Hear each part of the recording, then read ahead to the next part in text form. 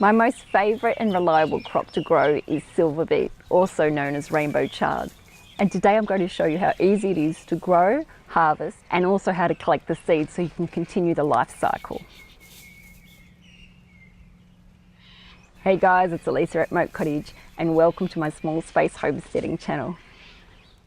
This is Silverbeet and this is rainbow chard. My Silverbeet and rainbow chard, although I do plant some out, it has a tendency, because I let it go to seed, it pops up wherever it wants to. And if it's a suitable area, then I leave it. You want to grow it in an open and sunny position with well composted fertile soil, because that holds the moisture nicely and gives it lots of nutrients to feed it beautifully. And then you'll get the lush growth. The better the soil, the less pests will come and bother it, because it will be a healthier plant.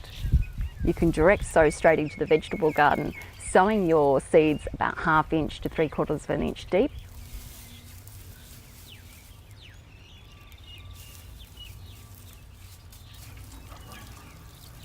Or you can start them off in seed trays and then plant them out when they're a little bit bigger.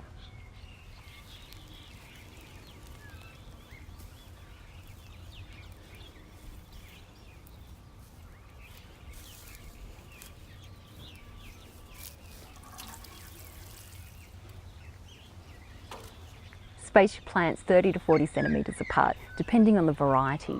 And remember, like everything, remove the weeds that pop up around it to give it the best chance. And add mulch around the base to retain moisture. I use straw. When you plant out will depend on where you live in the world. If you live in Australia or New Zealand, you can plant out from spring all the way through to autumn, unless you live in the tropics of Australia and you can plant all year around. Now, if you live somewhere else in the world, which I know many of you do, then you'll just have to check with your area guidelines. And if you grow Silverbeet, write down where in the world you live and when you can plant. That might help people out too. Silverbeet likes even watering, so I check the soil to see that it's kept at a good moisture level and not too dry.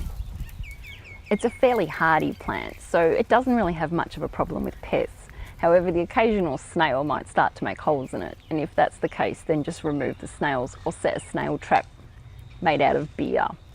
And like this plant here has some holes in the leaves, and I can see a little snail on there, so I'll take him off. Other pests that might be a problem are slugs, aphids, or even leaf miner. But in all my years of growing Silverbeet, I've never come across this. But as we're all over the world, I'm sure someone will. Start harvesting the Silverbeet from the outer leaves when the plant's about 6 inches tall. Pulling it off, including the stem, and harvest a little bit often. I always leave 4 good leaves on the plant so that it can continue to grow. If you notice the plant starting to shoot out a stem from the centre, that's going to be the flower head. And what you need to do if you don't want it to go to seed yet is cut that off, and the plant will continue to grow leaves.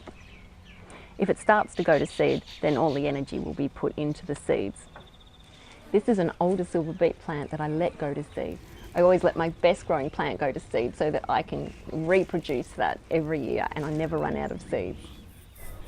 The green seeds are the immature ones, and the brown dried out ones that just come off very easily are the ones that we're ready to harvest. They're cool spiky looking seeds, and it's really easy just to strip them off like this.